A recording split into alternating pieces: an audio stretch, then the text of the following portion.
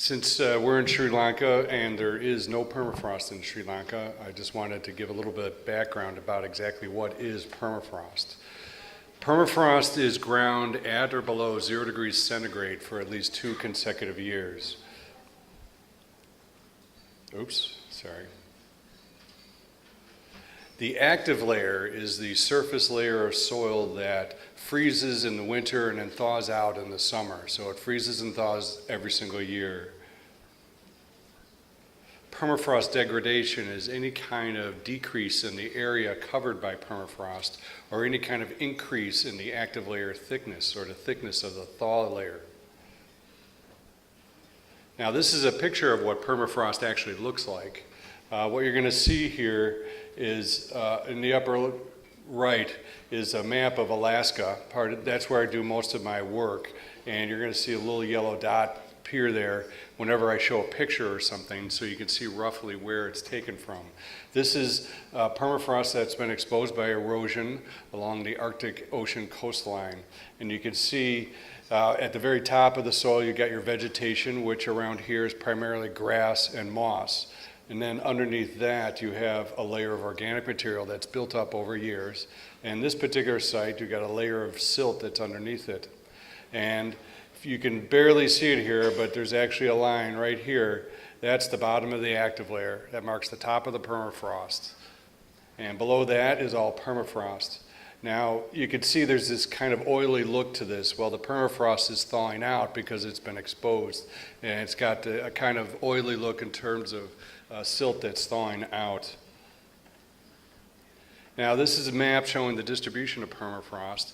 Now permafrost occurs under the ground, so we've divided the permafrost regions up into areas depending on how much permafrost occurs underneath the ground. The darkest color right here is what's called continuous permafrost, which means permafrost occurs under 90 to 100% of the ground area. Now to the further south of that, the colors are very light here, but it's a lighter blue area, and that's called discontinuous permafrost, where permafrost occurs under 50 to 90% of the area. Now you may ask, why does permafrost occur in some places but not others in this zone? Well, if you think of a hill in the discontinuous permafrost zone, the side of the hill that faces to the south gets sunlight and gets warmed up by absorbing the sunlight, and that may not form permafrost. However, the north-facing side of the hill does not get any sunlight because it's in shade, and that may form permafrost. And so you get these very discontinuous distribution of permafrost. Now, another interesting note here, you can barely see it here, but there's actually undersea permafrost. This is permafrost that formed during the last ice age when the sea level was much, much lower. When the ice sheets melted at the end of that ice age, the sea levels rose and inundated this area. And this soil, this subsea permafrost, has essentially been thawing out for the last 12,000 years or so. Now I'm going to show you a picture of what permafrost looks in the vertical. This map shows basically a horizontal look at it. What I want to show is a vertical profile along this red line right here, which is the Mackenzie River drainage basin. Now this shows on the horizontal axis latitude and the vertical axis depth, and the blue areas essentially represent permafrost. Now permafrost does not extend down to the center of the earth. The thickness of the permafrost layer is a balance between warming from the atmosphere, cooling from the atmosphere, which is very cold, and warming from the earth's interior. So the colder the air is, the thicker the permafrost layer is going to be. This right here is the Arctic Ocean coastline, and it's roughly 700 meters thick there. Now as you go further south, you notice roughly around the Arctic Circle here, it gets warmer and warmer, and so the permafrost gets thinner and thinner. And eventually it starts becoming discontinuous. And then when it gets all the way down here, this is one of the states in Canada, Alberta, there is essentially no permafrost there. So essentially the thing to get out of this is the colder it is, the thicker the permafrost. As you go south, the warmer it gets and the thinner the permafrost.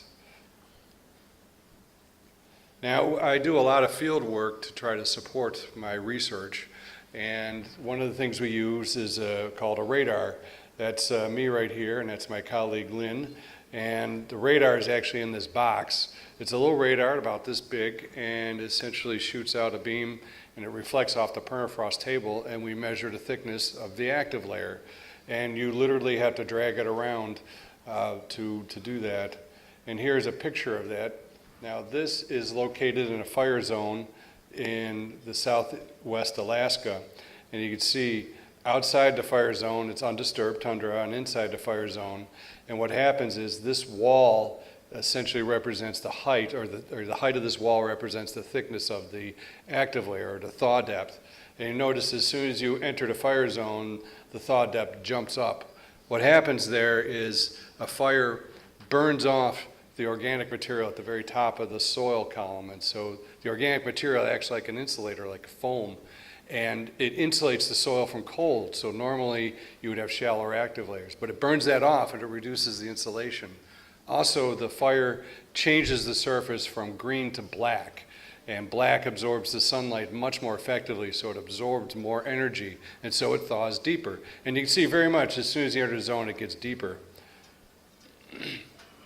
This is another picture in roughly the same area, and this is very interesting. It consists of raised peat beds separated by thin wetlands, and what happens here is when you enter the wetland, you can see the signal disappears. Again, the height of this is the thickness of the active layer, and you can see this is our path. We dragged it all through there. Let me tell you, going through the wetlands was quite a challenge, I can tell you. But what's happening there is there actually is no permafrost in those wetlands. And the peat beds are raised relative to the wetlands around 2 meters. Now what happens there is when the soil freezes, the water within the soil expands. And so it happens that the permafrost is roughly 60 meters thick here. And so if you do the calculations, if you change the water into ice, it'll heave the surface up around 2 meters. So essentially this shows where there is permafrost and where there isn't. Where you see raised peat beds, there's permafrost, but in between, in these wetlands, there's no permafrost at all. Now, we also do drilling of cores. We drill basically samples. Now, the permafrost is quite hard, so you actually have to use a drill. And here's our team right here. We're drilling a hole. And what we do is we take the core back into the lab and we slice it up, and then we analyze each slice for the carbon content, the ice content, and so on and so forth. And we get plots such as this. This shows depth on the vertical axis, and this is the organic content in terms of percent. And you see the deeper you go, the less organic material there is. Now this right here is our crew. Doing this kind of work is pretty much backbreaking work going through the tundra. And this picture was taken at the very last day, right after our very last survey of 2017. So we were quite happy to be done. Now let's take a look at some data showing the temperatures as a function of time. Now this is an outline of Alaska right here, and what you see, these different colored dots represent boreholes. You drill a hole down a couple hundred meters, and you place temperature sensors at different depths, and you measure the actual temperature of the permafrost. On the right, you see a plot. Oops, sorry, didn't mean to do that. On the vertical axis, you have temperature, and the horizontal axis, you've got time. And the colors here represent the different colors of the stations right here. And what you see right off is that the northernmost hole, or this is also at 20 meters depth, the northernmost hole is right at the Arctic coastline right here in black, and it's coldest, is exactly what you would expect. And the southernmost borehole is down here, and that's the warmest. Now, another thing to notice is that the temperature for every single layer is essentially increasing with time. Now, this is actually a very nice measure of climate change. Now, the thing to remember about permafrost is that nothing happens very fast in permafrost. Permafrost temperatures are still responding to the little ice age 400 years ago. So what you see right off is that the temperatures are actually changing quite rapidly for permafrost. For example, at the northernmost station right here, it's increased in 30 years almost 2 degrees centigrade. Now, for permafrost, this is an alarmingly fast rate of change. This is very fast change. And you can see the magnitude of the change decreases as you go further south, but every single one of these stations is showing an increase in temperature.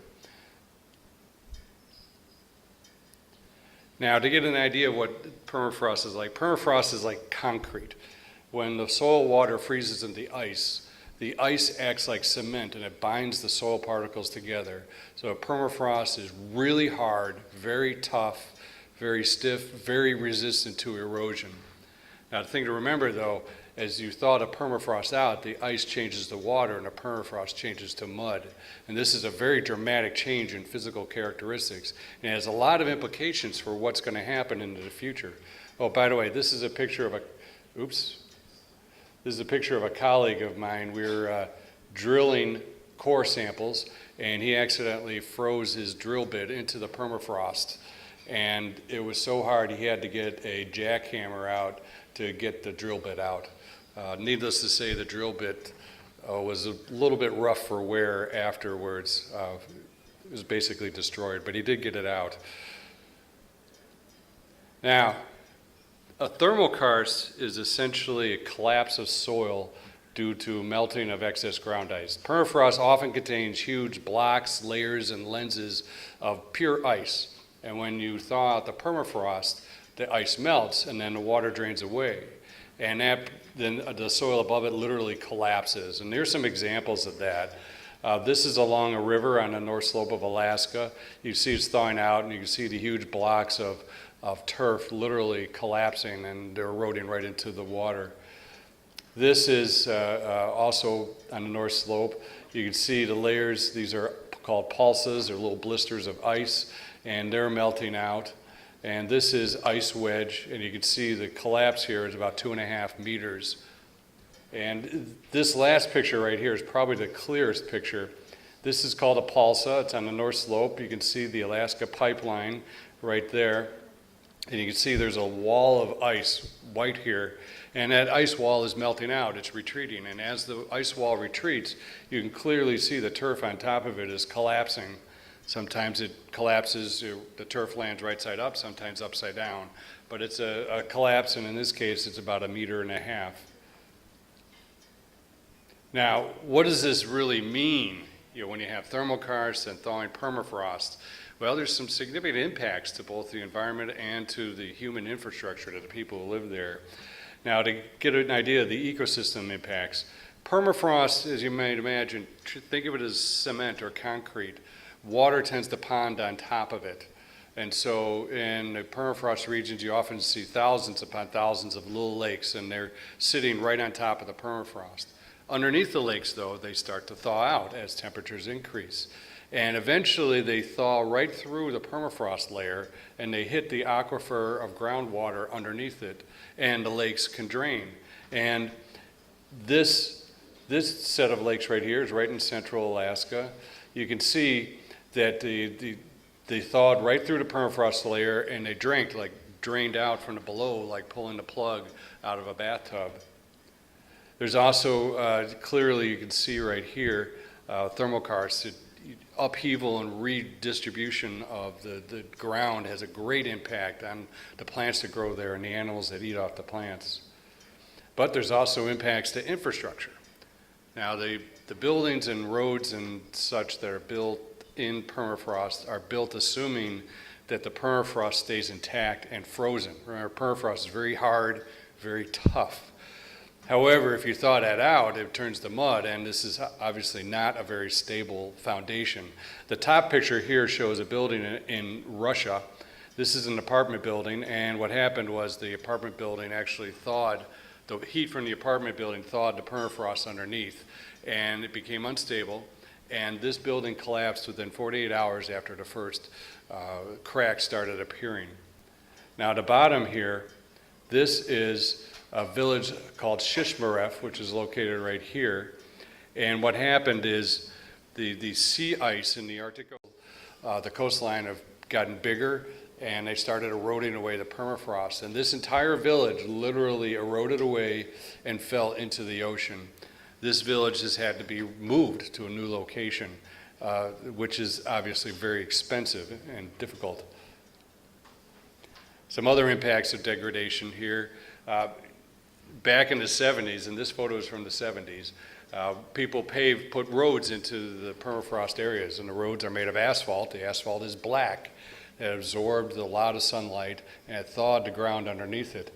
But because it thawed differently in different locations, you ended up with this road heave of 1 or 2 meters. It was it's like driving on a roller coaster. It's very difficult driving. And you can see the heaves right here. Now this is coastal erosion along the north slope of Alaska near the town of Barrow. And the erosion is caused by the decline of sea ice is increasing the wave action. But the town is located right on the coastline, and the coastline is retreating like 10 meters per year, which is an alarming rate. They've actually had to build a gigantic berm of gravel to protect the coastline so that the buildings don't literally fall into the ocean. This is one of my favorite here. This is a bridge along a highway in the Tibetan Plateau in China. And they built the bridge, and what happened is that these pylons acted like little thermal conductors. They thawed out the permafrost underneath and shifted, and well, the bridge literally collapsed. And this one is my personal favorite. This is a sinkhole right here that opened up due to thawing permafrost and swallowed 3 cars. This, imagine coming out of your house and finding your car in a hole full of water. This would be a bad day for you. Now, what I've been showing so far is the impacts of a warming climate on permafrost and the people and infrastructure that live in permafrost regions. Now I'm going to totally switch direction. I want to talk about how thawing permafrost influences global climate. Now, in order to do that, I got to step back and give a little overview about the global carbon cycle. Right now, the carbon in the atmosphere is roughly 300 or 750 gigatons, and it's increasing at a rate of 3 gigatons per year. Now, I got to admit I must update it. I think it's actually up to 800 now. This is being caused by burning of fossil fuels. Essentially, we take our fossil fuel reserves, we burn them, and stick it right into the atmosphere. Now, notice we're burning fossil fuels at roughly a rate of 6 gigatons per year. Now, the question is, we're putting 6 in, but it's only increased, the atmosphere is only increasing by 3 gigatons. So the question is, well, where's the rest going? Well, the answer is it's going into the land and the ocean. The ocean absorbs carbon dioxide. Anyone who's drinking soda has, to see the bubbles there, that's carbon dioxide absorbed right into the water.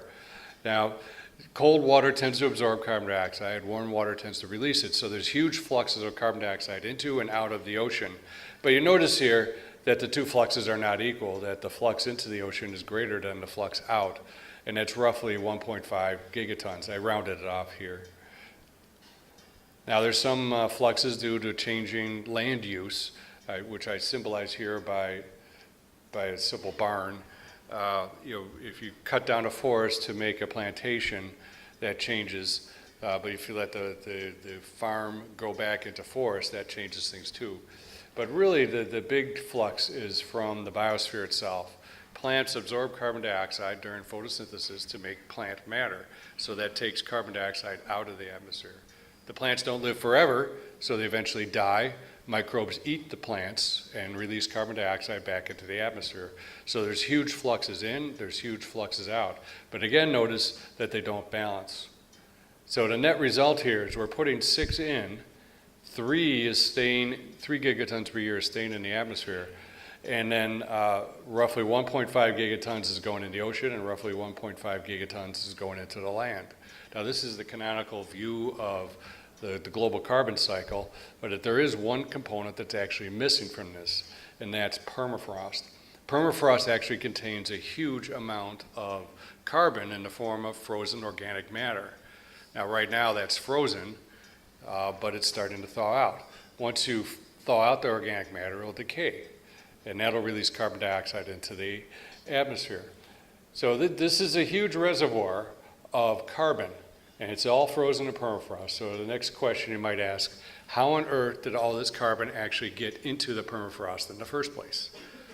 To show how this works, I'm showing another profile here of permafrost. You can barely see the vegetation on top, but you can see the active layer, which freezes and thaws each year. And then underneath that, permafrost. Now, this particular soil profile was exposed by erosion on the Arctic coastline. Now, the carbon actually got into the permafrost because it was literally buried into there. All sorts of sedimentation type processes put soil material right at the top of the soil column. This is things like dust deposition by wind or sedimentation buildup due to erosion, but it could also be buildup due to peat. And even volcanic eruptions, the ash deposited on the surface, will increase the depth of the soil column. Now, pressed the wrong button, sorry about that. As you deposit material on the surface, the soil depth increases. Now, the thickness of the active layer does not necessarily change as you increase the soil depth. So the permafrost horizon here also rises up with the soil depth. And what happens is that plant material or organic material at the bottom of the active layer becomes frozen into the permafrost. So essentially the buildup of soil buries the organic material, which then freezes into the permafrost. And you can see here this brown, dark brown color here. That's all organic material. So the organic material here extends down several meters. Now, what does this organic material actually look like? A lot of you, well, maybe not in Sri Lanka, but in the United States, we dug up in our permafrost sometimes animals. You've heard of mammoths being dug up in the permafrost. But actually,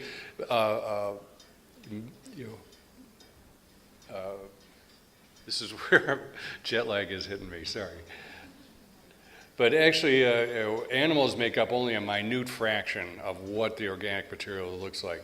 Nearly all the organic material that's frozen into the permafrost consists of dead plant roots. And you can see that here. These are all this is in Siberia. It's exposed by erosion. And you can see the structure of the plant roots. These are roughly 30,000 years old. They maintain their structure. They look as if you dug it up from your garden yesterday. On the lower left, you can see this is taken from the permafrost tunnel in Fairbanks, Alaska. What they did, the Army drilled a tunnel into the side of a hill about 200 meters. And so what you're looking at is digging right into the permafrost. And this is grass that is hanging upside down from the roof of the tunnel. 20 or 30,000 years ago, there was some erosion. A block of turf fell down and happened to fall upside down, and then it got frozen and buried. Now, your eyes are not deceiving you. The grass is still green. So when it froze, it was green and it stayed green. Now here is the same tunnel. These are huge. Not huge, these are basically logs from old trees that were essentially buried and frozen. And again, these are both 30,000 years old or so, and they're 35 meters under the surface. Now, the thing to remember about this organic material, it's not petrified or fossilized, it's simply frozen. It's like you take some vegetables and put it in the freezer of your refrigerator, and as long as it stays frozen, the vegetables are just fine. But when you take the vegetables out of the freezer and put it in your refrigerator, they thaw out and they eventually start to go bad or rot. And that's what I'm talking about here. That introduces what's called the permafrost carbon feedback. Now, essentially we've got all this frozen organic material. As temperatures increase, as we burn fossil fuels, that increases the temperature, and that tends to increase the thickness of the active layer. When you increase the thickness of the active layer, you thaw out old organic matter. Once you thaw it out, it begins to decay and it releases carbon dioxide and methane into the atmosphere. Now, this amplifies the warming due to the burning of fossil fuel. So it's essentially a positive feedback on climate. This is in contrast to the absorption of carbon dioxide by the ocean or the plants, which are negative feedbacks. Those are slowing down the climate change. This, on the other hand, would speed it up. Now, to show what might happen if it thaws out, this is the temperature increases as projected. On the horizontal axis, you've got year, and it goes out to 2300.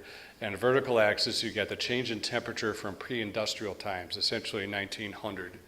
And these are these scenarios used by the IPCC to project future climate and the impacts of future climate. We simply took their projections of temperature and fed that into a model of permafrost with the permafrost carbon in it. Now there's several scenarios here. Never mind what the numbers mean, but actually what the 8.5 scenario is, this is the scenario where we take every single possible kilo of fossil fuel and burn it as fast as we possibly can. At the time, this was considered the most extreme outlier. Ironically, our actual burning of fossil fuel has now exceeded what we thought at the time was an extreme outlier. Now, the other scenario, 4.5, that's the scenario that's closest to the global climate change target of 2 degrees centigrade. Now, you notice here that these are rather large temperature increases. This is only the temperature increase for the Arctic regions. Arctic regions are warming at roughly double the rate of the global average. And so these temperature increases, this 4.5 scenario is global average of 2 degrees, but in the Arctic regions, it's more like 5 degrees. So it's roughly double. Now this is the projected loss in permafrost area. This is defined as the area that actually has permafrost underneath the ground, at least in the model. And you can see right off, it starts out, roughly, these are in vertical axis is the area in, millions of square kilometers, and the horizontal axis, you got time. Now you can see for the scenario that's closest to the 2-degree climate target, we're definitely going to lose some permafrost area. But you also notice that for the 8.5 scenario, essentially we thaw out all the permafrost. And this, of course, is a major issue. Thawing out all of it is a significant change. Now this is an animation showing the active layer thickness as a function of time in our projections. You can see up here there's a date, and the colors here represent the thickness of the active layer, and it's measured in centimeters in the color bar here. The redder the color, the deeper the active layer. Now I only show the permafrost areas. In black is where the models could not simulate permafrost. Now the thing you notice here is, I'll wait till it goes through one more loop. Yeah, it goes to 2200. So.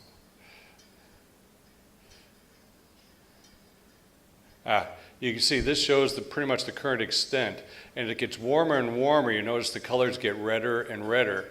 You also notice that the amount of black area is increasing. And so this, to walk away, what you should remember is that when you thaw out permafrost due to climate change, you're doing it from two directions. You're thawing the permafrost from the top down, which makes sense, but you're also thawing it from the south to the north. Always a fun animation to look at, by the way. Now, we actually estimated the amount of carbon that's going to be emitted into the atmosphere based on our model runs. And on the horizontal axis here, you got time, goes out to 2300. And on the vertical axis, you've got the carbon release from thawed permafrost. Now, this is just the old carbon. We've subtracted out the carbon from the active layer, which we consider to be new carbon. And you can see up here, this is the total amount of carbon that we have in the model at the start of the simulation. That's about 580 gigatons. Now this is less than what's measured because we only look at the top 3 meters. There's actually a lot of carbon that's buried even deeper than that, but our model just can't quite handle that. So you can see for the 4.5 scenario, you increase, it tops out around 2300 at around 100 gigatons. But you can also see the 8.5 scenario, to burn everything you can, it essentially thaws out all the organic material. And although it's not been released by this time, pretty much all of it has been thawed out. Now in 2100, there's not that much difference between the two. For the 4.5 scenario, if we hit our global warming target, we could expect somewhere around 42 gigatons of emissions from thawing permafrost. If we don't, well, by 2100, we've got 125 gigatons. But you notice after 2100, things are still happening. Remember, nothing happens very fast in permafrost. And once you thaw out this organic material, it still refreezes just about every year. It's cold, it's wet, so it decays very slowly on the order of centuries. And so once you thaw it out, it just begins to decay and keeps on decaying for centuries. And if you look at this, most of the emissions over time actually, or roughly half the emissions over time, occur after 2100. And so it's like a permanent flux of carbon to warm the atmosphere. It's not so bad for the 4-5 scenario, but you can see right off that it's a much more severe for the 8.5. So the response is highly nonlinear, and it occurs for a long time. So the message to get out of this is that the feedback is a slow feedback. It happens over centuries. And also, it's irreversible. Once you thaw out the permafrost and the organic material decays, there's no way on human timescales to actually put it back into the permafrost. So it's completely irreversible. Now, what is the impact? That's carbon flux into the atmosphere. So what would be the impact on global temperature? And this is just a bar diagram.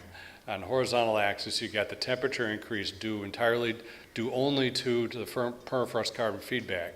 And you don't have to worry about that, but these are just the various studies that are available. I'm going to have to update this because there's about 10 more studies. But the bottom line is down the bottom here. In 2100, you could expect a 0.29 degree temperature increase, which is roughly 7.8% of the total increase you would expect for that scenario. Okay, well, that doesn't sound too bad, 7%. It's not huge. It's very clear that anthropogenic emissions from the burning of fossil fuel will totally dominate the climate change. However, this actually has some very big importance because now we have the Paris Accord. And in the Paris Accord, essentially, all the countries are agreeing to reduce a certain amount of fossil fuel emissions, and this is very difficult to do. And when you throw this in there, if you want to hit the 2-degree temperature target, you actually have to reduce those emissions as whole by another 7.8%. And it's even more than that. If you want to hit that target, but stay at that target by 2300, you actually have to double that. So it would be like 14%. So essentially, in order to hit the target, you have to reduce total global anthropogenic emissions by an additional 14%. And suddenly that becomes a very big deal. Now, you might ask, well, this is very interesting. Has the permafrost carbon feedback ever occurred in the past? And the answer is we think yes. This is a work we did on the Paleoeocene thermal maximum. Now, this is the first of a series of sudden warming events that occurred 52 million years ago, and they occurred at roughly regular intervals, and there's a whole bunch of competing theories, but our theory is that this was actually caused by large-scale thawing of permafrost and the subsequent release of carbon dioxide from Antarctica. 52 million years ago, Antarctica actually did not have a giant ice sheet covering it, and it was covered with permafrost. And so the idea here is you have orbital mechanics, the orbit of the Earth, creating the conditions that are ripe for a thaw. It triggers some thawing, and then the release of carbon dioxide triggered the thawing of everything. And what happens is you get a very sudden warming here. This is a schematic here. This is actual data, that noise there, but there's no vertical axis. It's supposed to be temperature or CO2, either one, but it's a schematic. You get a sudden warming due to the release of carbon dioxide from thawing permafrost, and then you've got a slow decrease in permafrost as the permafrost recovers and starts to reabsorb the carbon dioxide. It does so at a very slow rate, and so you see a gradual reduction in the amount of CO2. And then time goes on, and you get orbital conditions that are ripe for another one, and you see it again and again and again and again. But you also see that there's a slow drift, and there's a background drift in the climate due to orbital mechanics that remain warmer Earth. So we think it's occurred again. Now, we also think it's occurred at the end of this last ice age. When the ice sheets retreated, permafrost that was much further south thawed out and released carbon dioxide. We still got to work on that to see if that's true.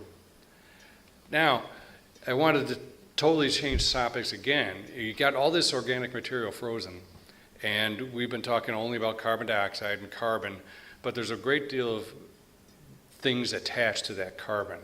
And one of the things that are attached to carbon is mercury. Now, mercury has always been a naturally occurring pollutant that has been cycling through the atmosphere and the biosphere since the beginning of time. It basically comes from volcanic eruptions, or it's leached from rock, but it gets cycled through the atmosphere. But it binds with the organic material. Now, well, hold it, go back. This is just a schematic showing the basic biosphere. We got some live biomass, live trees, and then they die, and then we've got some groundwater flowing into our rivers and lakes.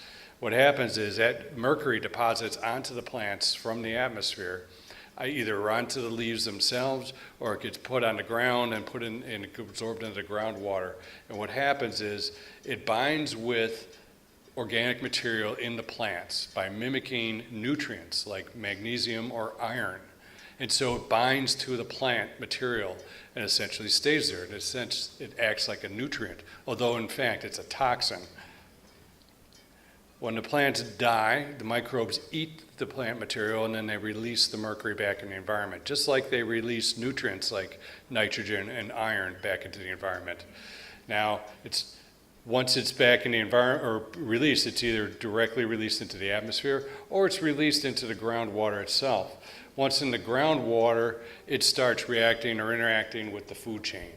Essentially, the microbes eat the mercury, the plankton eat the microbes, the fish eat the plankton, and then the humans eat the fish. And so it essentially gets into the food chain and becomes a toxin. And of course, to humans, it builds up in the brain and is a neurotoxin. Now, what we did is we drilled a whole bunch of cores around Alaska, and we sliced them up, and we measured the amount of mercury. And from that, we estimated the total amount of mercury stored in permafrost regions. And this is a schematic of the Mercury Cycle. You got your major pools, the atmosphere, the ocean, and then the land. Now, it does not stay very long in the atmosphere. It gets washed out very quickly. So it builds up primarily in the ocean. On the land, it links up with the vegetation and becomes modulated or controlled by the carbon cycle. We found out that the permafrost and permafrost regions contain roughly twice as much mercury as the rest of the planet combined.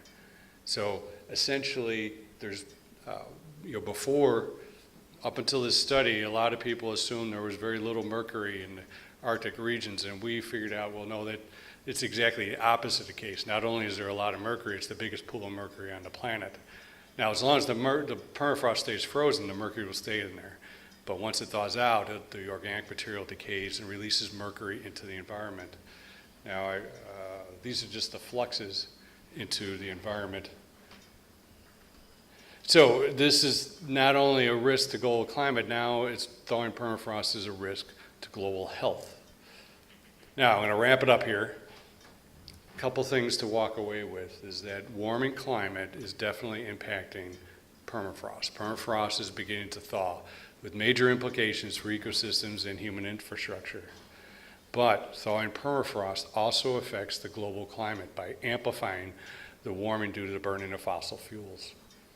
Now, we feel that the permafrost carbon feedback has happened in the past, and we now link the permafrost carbon feedback to the potential release of large amounts of mercury into the environment.